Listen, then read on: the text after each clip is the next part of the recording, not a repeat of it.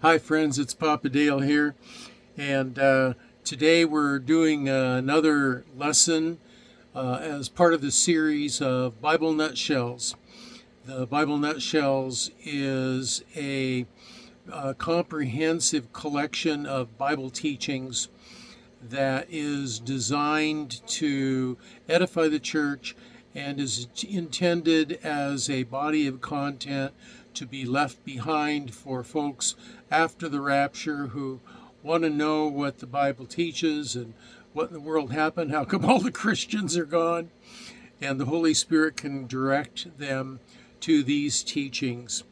So today we're going to be looking at Bible Nutshell number 43, Man and Sin.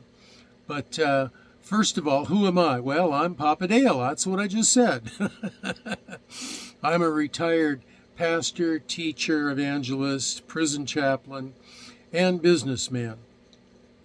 And I have 50 plus years of serving Christ and praying and thinking deeply about the topics that I share on the Bible. And if you want to know more about me, my education, or my service background, you can find that on one of the videos that I have left on each of the playlists, which says basically Papa Dale Intro video number 0. And so that's what I got to say by way of introduction. And itchy nose, sorry, this beard, mustache. Okay, Bible Nutshell number 43, Man and Sin. Anthropology is the study of man.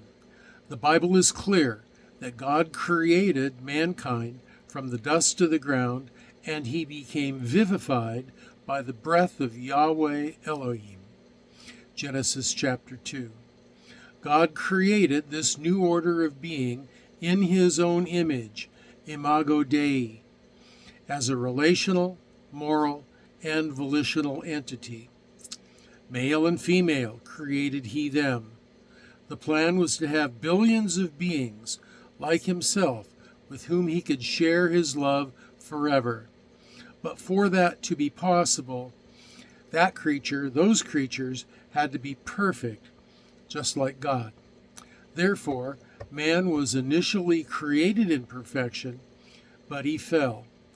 Other aspects of his nature included existing in subordination to God, being contingent upon him for all things, having moral freedom and responsibility, and being differentiated into two orders.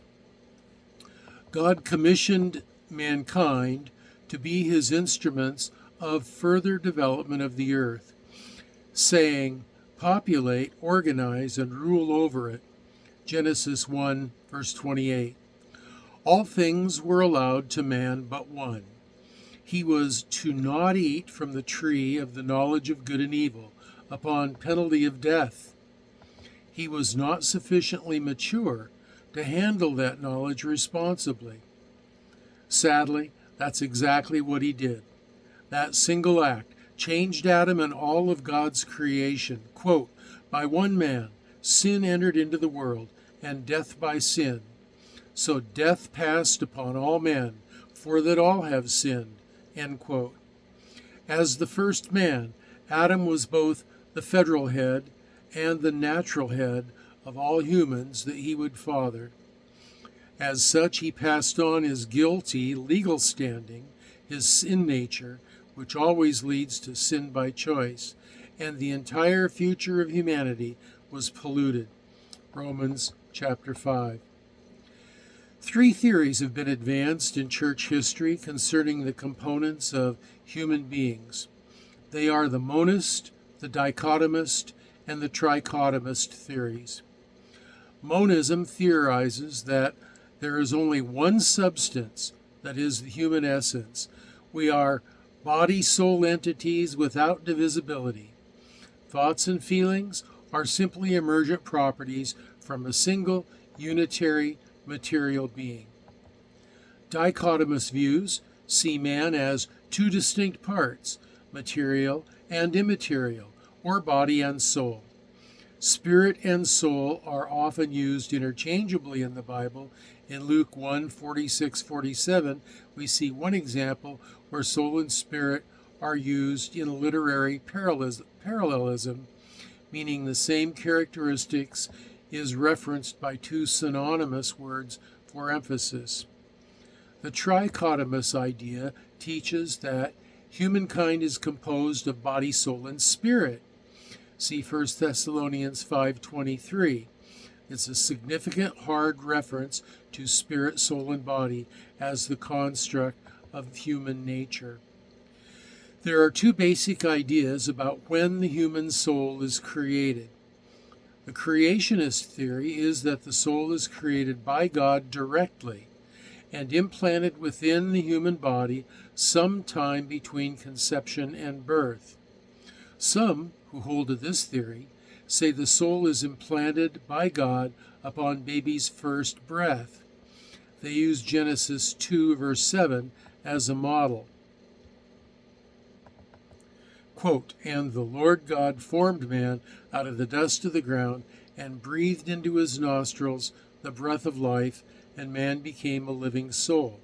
End quote. The specific moment of ensoulment is unknown. Some who hold this view believe the creation of the body and soul are highly proximate. The model for that being the same, Genesis chapter 2, verse 7, but understood that there was not a large gap of time between the creation of the body and ensoulment. The traducian theory holds that God gave people the intrinsic ability to procreate full humans, not just bodies only, but both the material and immaterial components at conception. Genesis 5:3 is cited for support, as well as Psalm 139:13 and Luke 1 verse 41. Further support this is found in Scripture. When progeny are referenced as existing, quote, "in the loins of a father, and as I may so say, Levi also, who receiveth tithes, paid tithes in Abraham, for he was yet in the loins of his father." End quote. Hebrews 7:9 and 10. One aspect of biblical sin is missing the mark of God's standards set for humanity.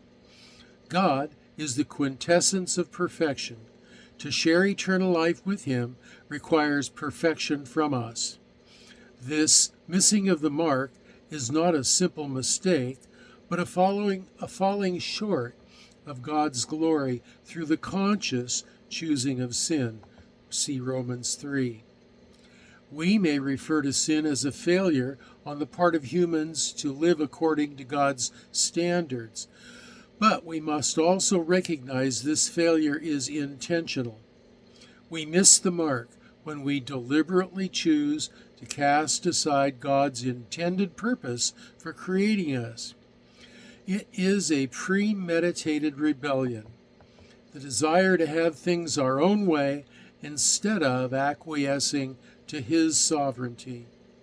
Most tend to think of sin as overt acts which violate the Ten Commandments, for example, and while that's true, sin begins in the human heart. It's not just murder or theft or adultery. Sin begins in the human heart. The heart is deceitful above all things and desperately wicked. Who can know it? Jeremiah 17. That's why Jesus said that the man who thinks of adultery has already committed adultery in his heart. The physical acts of sin are listed in Scripture in several places. Now the works of the flesh are manifest, which are these: adultery, fornication, uncleanness, lasciviousness, idolatry, witchcraft, hatred, variance, emulations, wrath, strife, seditions, heresies, envyings, murders, drunkenness, revellings, and such like, of the which I tell you before, as I have also told you in time past, They which do such things shall not inherit the kingdom of God. Galatians 5. But these are all the fruit of what has been birthed in the heart of a person, according to Matthew 15, 10 through 20. The only solution is Jesus. So man, created perfect, chose to rebel against God, chose to go his own way, chose to live his own life, just like people do today, instead of submitting or acquiescing to the will of God for their lives. So, my last thoughts are these. If you would repent, believe on the Lord Jesus Christ, dynamically trust in the work that he did on the cross on your behalf, and rose again from the dead to secure your eternal life, then you too can have eternal life in him. My last thoughts. So, down below is the comments section. You can leave comments, questions, or leave prayer requests.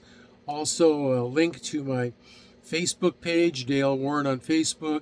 You can leave comments, questions, or prayer requests. And also there is a link to the notes on this lesson, so you can read through them again instead of being forced to look at my ugly face as you repeat the lesson. So our next video coming up is video number 44. It's about selfishness and idolatry. And until then, this is Papa Dale signing off and saying, be well and be blessed.